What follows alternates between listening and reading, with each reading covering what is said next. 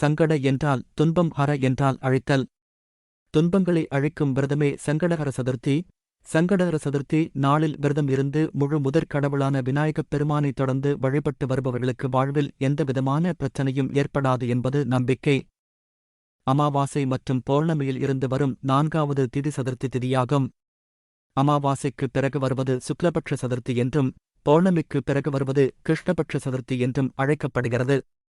பௌர்ணமிக்குப் பிறகு வரும் சதுர்த்தி திதியை சங்கடஹர சதுர்த்தி என்கின்றோம். வாழ்வில் தடை, கடன், பணப்பிரச்சனை, திருமணத் தடை, குழந்தையின்மை உள்ளிட்ட பலவிதமான பிரச்சனைகளில் சிக்கித் தவிப்பவர்கள் அவற்றில் இருந்து விடுபட கஷ்டங்களையும் துன்பங்களையும் போக்கக்கூடியது சக்தி இந்த சங்கடஹர சதுர்த்தி நாளுக்கு உண்டு. இந்த நாளில் விரதம் இருந்து விநாயகரை வழிபட்டால் எப்படிப்பட்ட பிரச்சனையாக இருந்தாலும் நீங்கிவிடும் அல்லது பிரச்சனை தீர்வதற்கான வழி பிறக்கும் என்பது ஐதீகம். இன்றைய ஆன்மீகம் பதிவில் சதுர்த்தி விரதம் இருப்பது எப்படி, எதனால் சதுர்த்தி விரதம் எடுக்க வேண்டும், சங்கடஹர சதுர்த்தி நாளில் மிருக விநாயகப் பெருமானை வேண்டி விரதம் எடுப்பதால் என்ன பலன்கள் கிடைக்கும் என்று தெரிந்து கொள்வோம் வாங்க. இந்த மாதிரி தகவல்கள் மற்றும் கோவில் பற்றிய வரலாறு தெரிந்து கொள்ள இந்த வீடியோவை லைக் பண்ணிட்டு மறக்காம கடவுளை காண சேனலை சப்ஸ்கிரைப் பண்ணிட்டு வாங்க வீடியோக்குள்ள போகலாம்.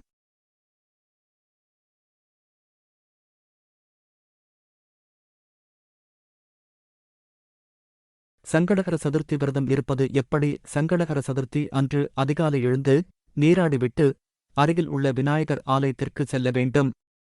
விநாயகருக்கு விளக்கேற்றி அருகம்புல் அல்லது கிடைத்த மலர்களை வைத்து விநாயகரை 11 முறை வலம் வந்து வணங்க வேண்டும் மற்றும் அர்ச்சனை செய்து வழிபட்ட பிறகு நெற்றிப் பொட்டில் கொட்டிக்கொண்டும் தூப்புக்கரணம் போட்டும் விநாயகரை வணங்க வேண்டும். நீங்கள் விரும்பினால் இந்நாளில் விநாயகரோடு பசு வழிபாடு செய்யலாம். சதுர்த்தி விரதம் இருப்பவர்கள் உபவாசமாக இருப்பது சிறப்பு. முடியாதவர்கள் பால், பழம் மட்டும் சாப்பிட்டு விரதம் இருக்கலாம். அடக்கமின்றி தன்னைப் பார்த்து சிரித்த சந்திரனை ஒளியில்லாமல் போகும்படி சபித்தார் விநாயகர். கடும் தவத்துக்குப் பிறகு ஒரு சதுர்த்தி தினத்தில் சந்திரனின் சாபத்தை நீக்கினார் கணநாதர். எனவே சந்திர பலம் பெற விரும்புவோர் சதுர்த்தி விரதம் மேற்கொள்ள வேண்டும். இந்த சிறப்பான சங்கடஹர சதுர்த்தி விரதத்தை அனுஷ்டித்தே அங்காரகன் என்ற செவ்வாய் நவகிரகங்களில் ஒரு கிரகமாக பதவியை அடைந்தார். கிருஷ்ணர், புருகண்டி முனிவர் ஆகியோர் சங்கடஹர சதுர்த்தி விரதம் இருந்து விநாயகரின் அருளைப் பெற்றனர். சிவனைப் பிரிந்த சக்தி இந்த விரதத்தை மேற்கொண்டுதான் சிவனை அடைந்தார் மற்றும் பாண்டவர்கள் கூட இந்த விரதம் இருந்தே வெற்றி பெற்றனர் என்றும் புராணங்கள் கூறுகின்றன. சங்கடஹர சதுர்த்தி விரதம் இருந்தால் உங்களின் தீர்க்க முடியாத நோய்கள் குணமடையும். நீண்ட ஆயுள், கல்வி அறிவு, புத்திக்கூர்மை, நிலையான செல்வம் என பலவிதமான நன்மைகள் கிடைக்கும்.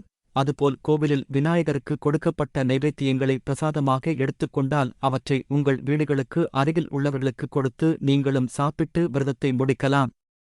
சங்கடஹர சதுர்த்தி வழிபாடு. வீட்டில் விநாயகர் சிலையாக இருந்தால் அதற்கு உங்களால் முடிந்த பால் அபிஷேகம் செய்துவிட்டு அவருக்கு பிடித்த கொழுக்கட்டை, பழங்கள், சுண்டல், ஏதேனும் பழ வகைகளை வைத்து வணங்கலாம்.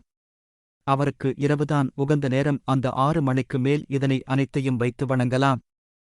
வீட்டில் வணங்க முடியவில்லை என்றாலும் கோவில்களுக்கு சென்று அங்கு நடைபெறும் பூஜையில் கலந்து கொண்டு உங்களால் முடிந்தவற்றை வாங்கிக் கொடுத்து மனதார பிரார்த்திக்கலாம். இதன் மூலம் நல்ல பலன்கள் கிடைக்கும். வீட்டுக்கு திரும்பியதும் பச்சரிசியை சிறிது ஊற வைத்து அதேயோடு சிறிது வெல்லம் மற்றும் வாழைப்பழம் சேர்த்து பிசைந்து கலந்த உணவை பசுமாட்டிற்கு கொடுப்பது பல மடங்காக அதிகரிக்க செய்யும். விநாயகருக்கு பிடித்த இலை வன்னி இலை.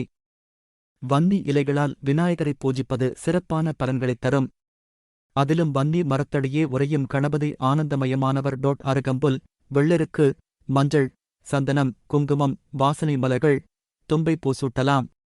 21 வகையான இலைகள், மலர்கள், பழங்கள் கொண்டு விநாயகரை வழிபடுவது அதிவிசேஷமான பலன்களைத் தரும் மற்றும் நினைத்த காரியம் தடையில்லாமல் நடக்க விரும்புபவர்கள் இந்த வன்னி விநாயகரை வலம் வந்து வேண்டினால் வேண்டியது கிடைக்கும் என்பது ஐதீகம். மேலும் சனி தோஷத்தால் பாதிக்கப்பட்டவர்கள் இந்த விரதத்தை கடைப்பிடித்தால் சனியின் தாக்கம் குறையும். விரைவில் திருமணம் கைகூடும். குழந்தை பாக்கியம் உண்டாகும். நீங்கள் நினைத்தபடி எல்லாமே நடக்கும் என்பது ஐதீகம். வீட்டிலேயே மோதகம், சித்திரான்னங்கள், பால், தேன், கொய்யா, வாழை, நாவல், கொழுக்கட்டை, சுண்டல் என்று தயாரித்து விநாயகருக்கு நைவேத்தியம் செய்து வழிபடலாம். விநாயகரை வன்னி இலையால் அர்ச்சித்து அவருக்கு உரிய மந்திரங்களை சொல்லி வழிபட வேண்டும். ஓம் கணேசாய நம, ஓம் கண் கணபதையே நமஹ போன்ற மந்திரங்களைத் தொடர்ந்து சங்கடஹர சதுர்த்தி நாளில் உச்சரித்து விநாயகரை வழிபட அனைத்து துன்பங்களில் இருந்தும் விடுபடலாம். மந்திரங்களில் மிகவும் சக்தி வாய்ந்தது ஓம் என்ற பிரணவ மந்திரமாகும். இந்த மந்திரத்தை தொடர்ந்து ஜபித்து வருபவர்களுக்கு தீமைகள் அனைத்தும் நீங்கி நன்மைகள் பெருகும் என்பது விதி. அந்த ஓங்கார வடிவமாக அமைந்தவர் விநாயகப் பெருமான் என்பதால் அவரை வணங்குபவர்களுக்கு நன்மைகள் மட்டுமே ஏற்படும். மரத்தடி, குளக்கரை, ஆற்றங்கரை ஆகிய இடங்களில் இருக்கும் கணபதி விசேஷமானவர். சதுர்த்தி திதி விநாயகர் மற்றும் யமதர்மனுக்கு உரிய திதி ஆகும். இதில் திருமணம் போன்ற சுபகாரியங்கள் செய்ய ஏற்றதல்ல.